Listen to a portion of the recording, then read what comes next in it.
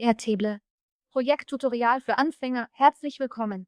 In diesem Video gebe ich Ihnen ein komplettes Airtable-Tutorial für Anfänger. Sie lernen alles, was Sie über Airtable wissen müssen und können eine fundierte Entscheidung treffen, ob das die richtige Plattform für die Verwaltung Ihrer Projekte ist oder nicht. Machen Sie sich bereit, in 10 Minuten alles zu lernen. Ein Tutorial für Anfänger. Wenn du Airtable nicht kennst und nicht weißt, wie du startest, ist dieses Video für dich. Los geht's. Als erstes gehen Sie auf airtable.com und dann landen Sie genau hier. Airtable ist Projektmanagement-Software. Erstelle eigene Aufgaben und Projekte, nutze verschiedene Ansichten, arbeite im Team zusammen und mehr. Um mit Airtable zu starten, gehen Sie auf die Website und klicken auf kostenlos anmelden. Das führt Sie dann hierher. Ich kann mich mit meiner Arbeits-E-Mail anmelden. Sie können sich mit Ihrem Google-Konto registrieren oder auch Ihre Applet verwenden. Registrieren ist leicht. Einfach E-Mail eingeben und schon fertig. Nach der ersten Registrierung oder dem Login bei Airtable landen Sie hier. In Airtable sehen Sie, dass wir Basen haben, dann Vorlagen, den Marketplace und Universe. Hier habe ich meinen Workspace. Es gibt auch einen Standard-Workspace, der in Airtable angelegt wird, und ich kann einen neuen eigenen Workspace erstellen. Um zu starten, müssen Sie einen neuen Workspace erstellen. Sie können bei Null anfangen oder hier in den Vorlagenbereich gehen. Das ist unsere Vorlagengalerie in Airtable. Für Einsteiger ist der Start mit einer Vorlage ganz einfach. Sie finden Vorlagen für alles. Wenn ich zum Beispiel einen Content-Kalender möchte, ist er hier. Es gibt Projekttracker, Marketingkampagnen, Produktlaunches, Forschungspläne und Eventorganisation. Durchsuchen Sie hier die Kategorien lokale Unternehmen, Marketing, Publishing, Projektmanagement, Softwareentwicklung und mehr.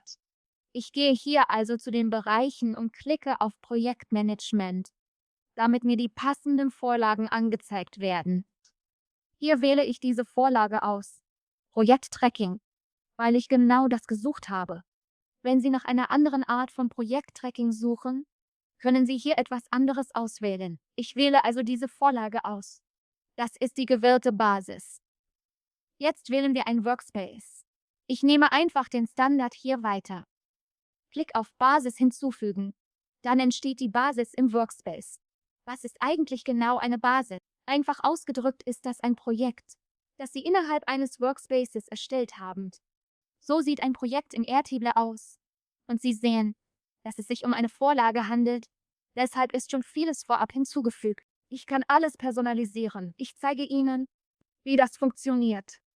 Zuerst haben wir hier den Projektnamen, dann Daten, Automatisierungen und anschließend Interfaces. Hier gibt's Aufgaben, Fristen, Zuständige. Dazu Übersicht und Option zum Hinzufügen oder Importieren.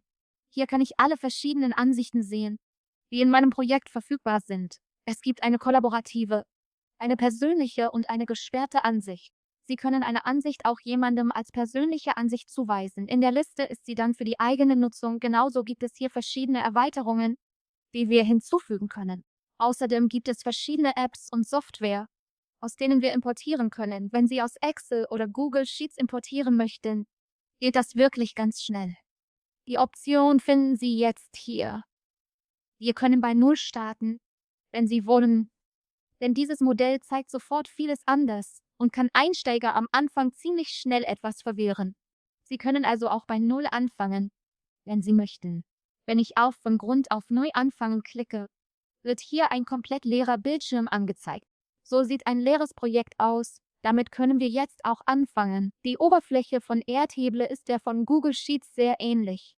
Sie sehen eine Liste. Es gibt einige Zellen, die Sie anlegen können. Das hier ist Tabelle 1. Und ich kann mehr als eine erstellen. Es braucht einen Namen. Ich nenne es Projektmanagement. Wir können auch die Farbe auswählen. Dann wählen wir rosa oder vielleicht orange. Das hängt ganz von Ihnen ab. Sie können hier auch ein Logo auswählen. Ich nehme dieses hier. Jetzt siehst du unsere Liste. Namen, Notizen, Verantwortliche, Status. Bereiche sind angelegt, um Arbeit zu ordnen. Also erstelle ich noch ein weiteres Feld, etwa vom Typ Benutzer. Dann klicke ich auf Benutzer, klicke auf Feld erstellen und es wird genau hier erstellt. Geben Sie hier den Namen der neuen Aufgabe oder des neuen Projekts ein. Sie können diesen Datensatz auch hier erweitern. Ich klicke darauf und er öffnet sich, wie Sie hier sehen können. Jetzt geben wir hier einen Namen ein. Nennen wir das Aufgabe 1. Jetzt gleich trage ich Notizen ein, Verantwortliche vorhanden.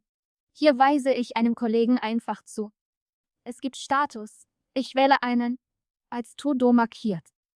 Unter Mitarbeiter wähle ich einen Zuständigen für die Aufgabe.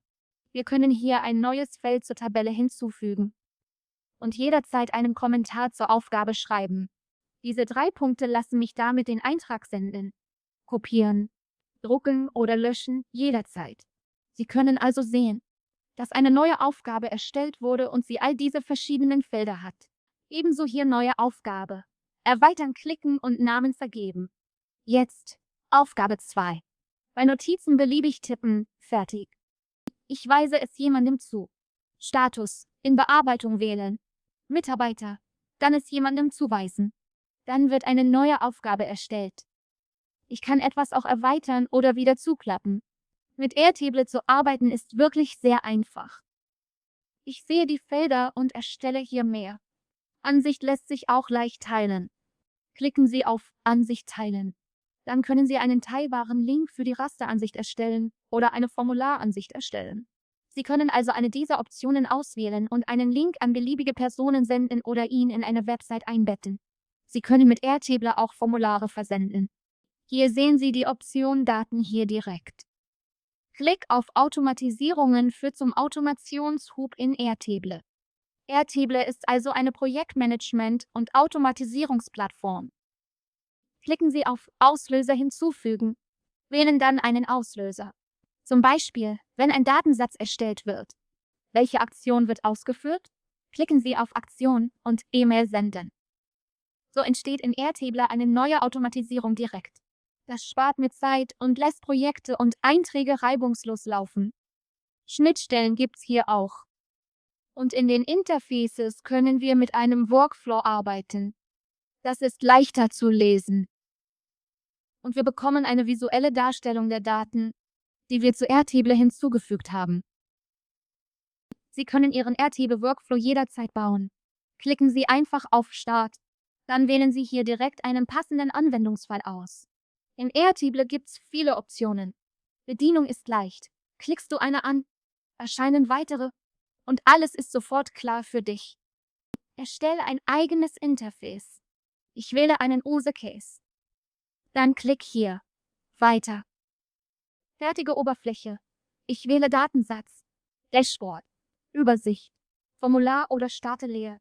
Einfach je nach Bedarf. Also, das ist das Layout, das wir nutzen.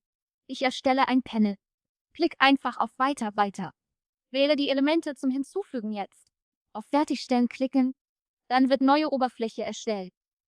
Und Sie können sehen, das ist mein Interface. Ein Dashboard-Interface für meine Tabelle 1, die ich in diesem Projekt erstellt habe. So erstellt man ein Interface. Sie können jedes Interface jederzeit veröffentlichen. Also gehen wir jetzt wieder zurück zu einem Datendashboard hier. Unter Daten kann ich jede Tabelle hinzufügen oder importieren. Auch andere Quellen sind möglich. Zum Beispiel Airtable, hochladbare CSVs, Google Sheets, Microsoft und 21 weitere Datenquellen für unsere Daten.